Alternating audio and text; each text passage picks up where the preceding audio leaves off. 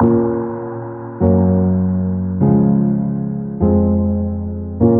warm welcome to all the students. I'm here back again, your own teacher, Mrs. Sahana Jain. Today I'm going to take up class 12, IED chapter 6, Reforms since 1991 or New Economic Policy. Before I move on to the chapter, a little anecdote for all of you. ध्यान से सुनिएगा, ये कहानी है आप बीती रुपए की. A rupee says I was minted, a place where it is printed, that's called mint. टकसाल, रुपए कहता है मैं टकसाल में बना, और फिर उसके बाद बहुत सारी सिक्योरिटी गार्ड्स के साथ मुझे बैंक ले जाया गया. Banks distributed that rupee, it was circulated among the customers. और फिर शुरू हुई मेरी जीवन की यात्रा. रुपए कहता है कि कभी तो मैं भिखारी के कटोरे में, कभी तो मैं महीने की सैलरी पाने वाले के वॉलेट में, और कभी तो मैं चाय बेचने वाले के दराज में, और न जाने कितने हाथों को बदलते बदलते बदलते आखिरकार मैं एक ज़िंदगी के ऐसे पड़ाव पे पहुंचा जहां मुझे लगा कि मैं सेफ हूं. And that safe place was a grand mother. एक दादी जी ने अपनी पोती को वो रुपया दिया. And that little grand daughter, she kept it in a little piggy bank, which was again closed up in a closet. रुपया कहता है कि मैं तो सेफ जगह पहुंच गया, लेकिन बहुत जल्द मेरी जिंदगी का, मेरे सफर का पुनः आगमन होगा, और जिसका मुझे पता भी नहीं. ये कुछ दिन की खुशियां हैं, और फिर न जाने मैं कहाँ अगले पड़ाव पे पहुंचूंगा. आप सोच रहे होंगे कि मैंने ये कहानी क्यों सुनाई. वो इसीलिए सुनाई क्योंकि न्यू इकोनॉमिक पॉलिसी चेंज हुई थी, आई थी, because of the economic crisis in India. और क्राइसिस का मतलब रुपए, पैसे, धन दौलत से ही होता है.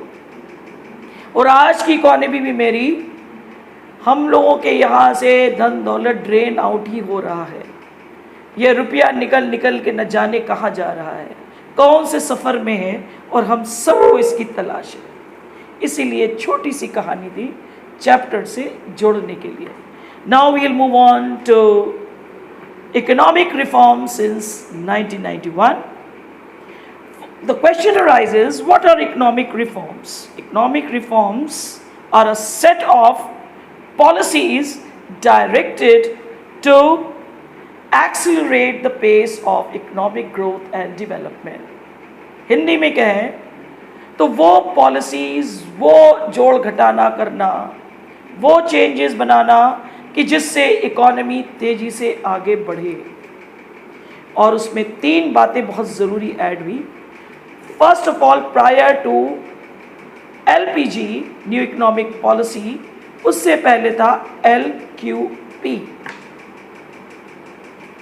LQP meant license, quotas and permit, which was reformed into LPG, which meant liberalization, privatization and globalization. And we'll be focusing on these 3 new reforms in the economy. Elements of new economic policies are these 3 I mentioned. Firstly, I'll talk about why liberalization was necessary and what is liberalization. Liberalization means freedom of the producing unit or physical economic imposed there is no physical control imposed by the government. The entrepreneurs are free to produce what they want. Now the thing comes, why there was a need for it? There was a need for it because prior to 1991 there was totally domestic economy was under control of the government. There was industrial licensing system, price control system, financial control system, imports licensing, then foreign exchange control, restriction on investment, on the producers, on the big houses, what to produce, how to produce, everything was under control. And due to control, there were several shortcomings also, and which led to corruption, pilferage, and undue delays because the public sector was dominant. And thirdly, which was the sum total of everything, that GDP growth decelerated. GDP growth नीचे आने लगी. पूरी economy was coming down. Seeing all these things, a reform was necessary, and the liberalization was brought about under four main heads: industrial sector reforms, financial sector reforms, physical reforms, and lastly it was external sector reforms. Now comes the what is included in industrial sector reforms. 5 points in it. Abolition of industrial licensing. पूरी तरीके से सरकार ने licensing का काम ही खत्म कर दिया. There was no licensing necessary, and there was just license necessary for the main 5 industries, and that is those industries which are really injurious to health, and those were liquor, cigarettes, defense equipments, industrial equipments, and lastly your dangerous chemicals. Contraction of public sector means public sector का प्रभाव कम हो गया. Firstly, the industries ranged from 17 to 8. Then in 2010 and 11, सिर्फ और सिर्फ 2 ही main industries public sector के पास बची. बाकी all the industries moved in the hands of the private sector, and those two were railways and atomic energy. Thirdly, de-reservation of production areas. Production areas means prior to 1991 से पहले ये था कि जो products SSI यानी small scale industries बनाएंगी, those products will be reserved for them, and वो products large business houses या industrial houses नहीं बनाएंगे. But due to lifting of the licensing, now it was anything, anyone. बड़ी छोटी सभी industries जो इच्छा हो वो बना सकते हैं. अब लाइसेंस की जरूरत नहीं थी तो रिस्ट्रिक्शंस नहीं था. Whatever the small scale wanted to produce, whatever the large houses wanted to produce, they were free to take the discretion. Next come expansion of production capacity. Prior to quota, permit, license, number of restrictions were there on the private entrepreneurs. उन पर बहुत सारे जोर ज़बरदस्ती थी. अब आप कितने ही करोड़ का कर लें, कितने ही लाख का कर लें, आउटपुट बढ़ाएं, how to produce, what to produce, it's totally the discretion of the producer itself. The government had no role to play in it. फिर बात आती है लास्ट की कि freedom to import capital goods. Capital goods means machines and tools to upgrade your industries. Latest technology. Previously import के लिए भी licence होता था. अब आप कोई भी टेक्नोलॉजी बाहर से इंपोर्ट कर सकते अपनी इंडस्ट्री की अपग्रेडेशन के लिए. You are free to do it. These are the 5 points for the industrial sector reforms. Next comes the financial sector reforms. Financial, as you are all aware, कि finance से चीज़ें थी और finance department prior to 1991, you all know RBI was the apex body, is also, but previously it played the role of a controller, पहले वो हर चीज RBI के हाथ में थी। फॉरेन इन्वेस्टमेंट्स हमने रोक रखे थे, एवरीथिंग, इंटरेस्ट रेट, लोन पे रेट, डिपॉजिट्स पे रेट, एवरी रेट जो भी कमर्शियल बैंक्स रखते थे, it was guided by the RBI. But controller की जगह अब वो फैसिलिटेटर बन गई आरबीआई। फैसिलिटेटर मीन्स प्रमोट, उन्हें काम करने के लिए उकसाया जाना, काम करने के लिए इनकरेज करना, अपने आप बेहतर बनो, ये होता है फैसिलिटेटर का काम। Instead of controlling, now it was encouraging. Instead of putting restrictions, now the things were turned into competitive. अब क्या था कि आरबीआई ने कंपटीशन करा दिया। कमर्शियल बैंक्स खुद रेट इंटरेस्ट तय करती और आप अपनी लेंडिंग बोरोइंग बढ़ाइए। सबको आपस में ही कंपटीशन में कर दिया आरबीआई ने। वो सिर्फ और सिर्फ इकोनॉमी को बढ़ा रही है तो फैसिलिटेट कर दिया, कंपटीशन कर दिया। अब हर कमर्शियल बैंक अपनी बोरोइंग लेंडिंग के पीछे पड़ रहा है कि हम ज़्यादा से ज़्यादा कौन सी पॉलिसी बनाएं, कितना रेट ऑफ इंटरेस्ट रखें कि ज़्यादा से ज़्यादा लोग हमारी लेंडिंग, हमारे बैंक्स की कस्टमर्स ज़्यादा हों। ना it was a free play. Now अब FII आने लगा, यानी कि बाहर से mutual funds, pension schemes, investment from the outside started. Banks आ गए, इंस्टीट्यूशंस आ गए, पहले रिस्ट्रिक्शंस था, अब फाइनेंस में भी हमने पूरा खोल दिया। Next it was physical reform. Physical reforms means taxes, and taxes there are always two types, direct and indirect। Direct tax का मतलब ये होता है जो जिस पर वो टैक्स लगा and that person has to pay it. Indirect tax, direct tax का एग्जांपल हो गए आपका income tax, wealth tax. Indirect tax का मतलब होता है लगे किसी पर, भरे कोई। And the best example is GST, goods and services taxes, because ये लगता प्रोड्यूसरों पर है लेकिन इसको देता कौन है? कंज्यूमर। एंड टैक्सेस भी ऐसे कर दिए गए, the payment system is so simple that now people themselves file the taxes. पहले वो तरीके ढूंढते थे बचने के, यहाँ इन्वेस्टमेंट कर दे, वहाँ इन्वेस्टमेंट कर दे, टैक्स बचा ले। अब एवरीथिंग इज सो सिंपल कि लोग खुद से टैक्स भरना पसंद करते हैं and they are doing it so. तो गवर्नमेंट का रेवेन्यू भी बढ़ गया। Now comes the external sector reforms. External में दो चीजें आती हैं, foreign exchange and foreign trade policy. Foreign exchange में पहले क्या होता था?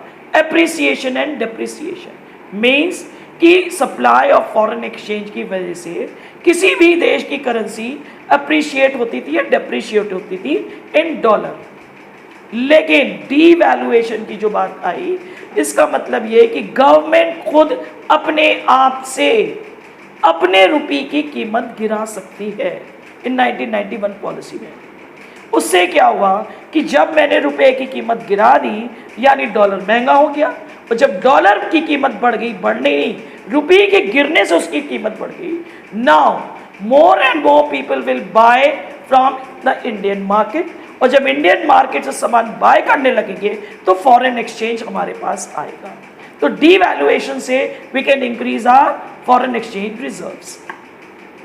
अब आई बात फॉरेन ट्रेड पॉलिसी की, इसमें भी 2-3 चेंजेस आए। Like for example, now it was more on import tariff removed, कोई ड्यूटीज नहीं लगेंगी, द फिटेस्ट विल सर्वाइव।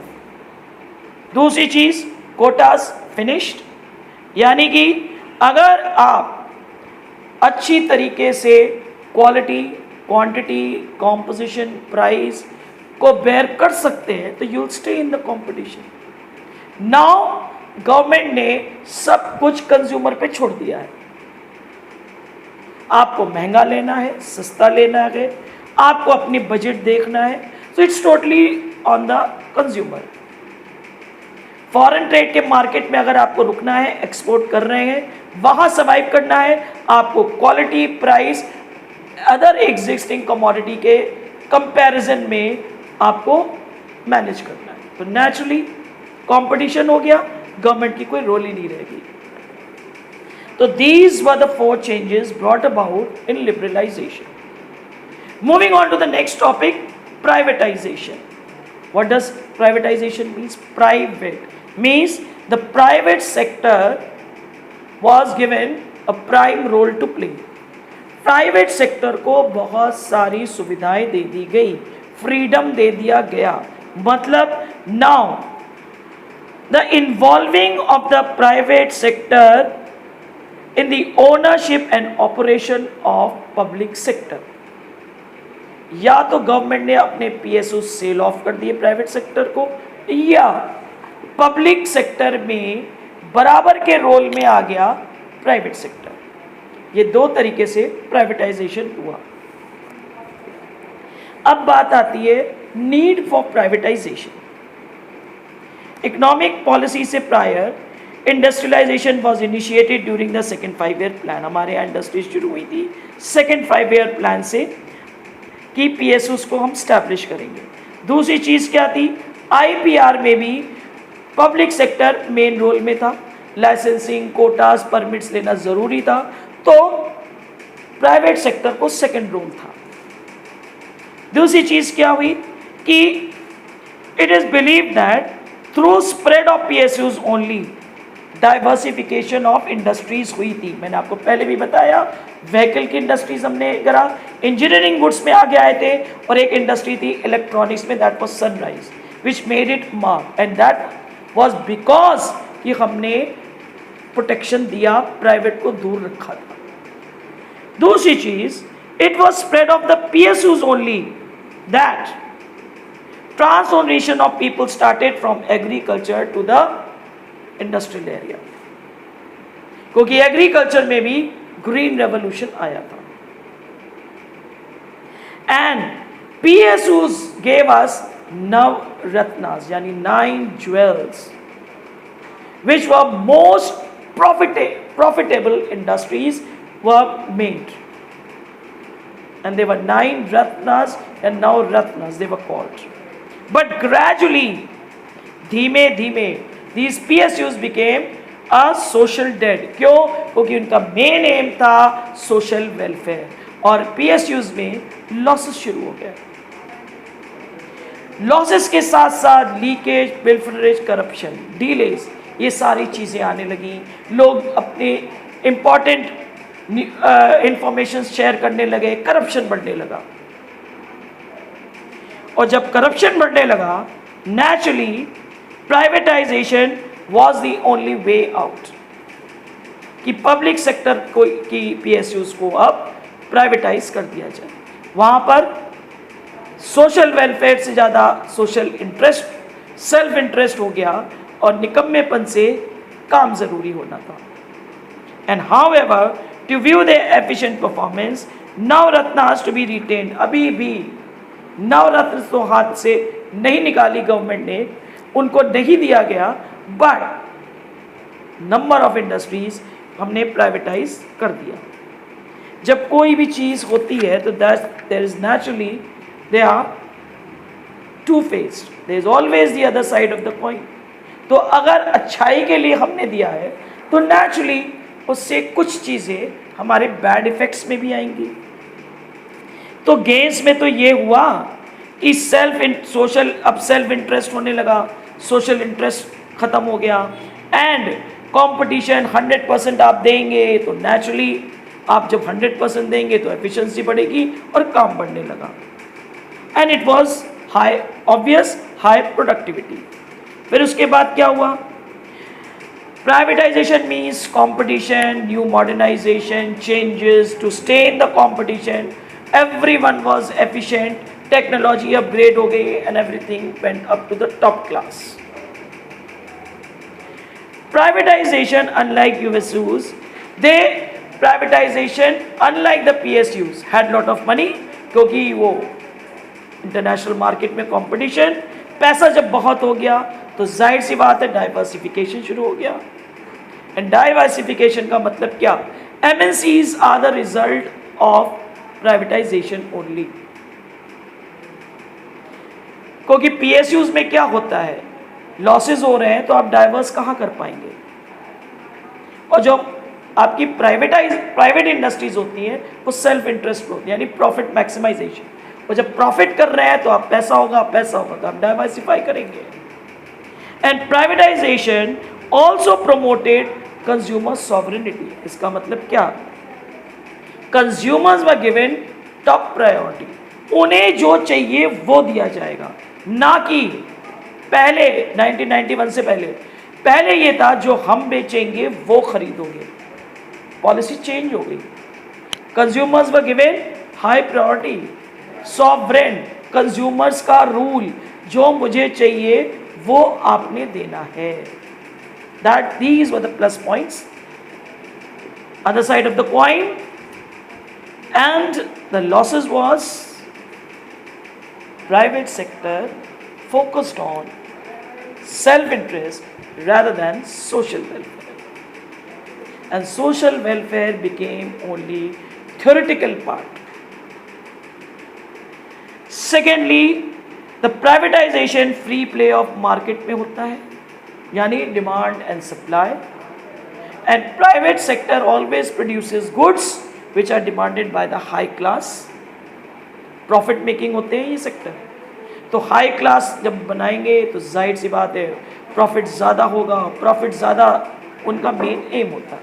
और उस चक्कर में क्या हुआ, last section of the society was overlooked, उनकी नीड्स ही नहीं पूरी हो रही थी, and only they focused on the rich elite people, जिससे मेरी इनकम होनी थी।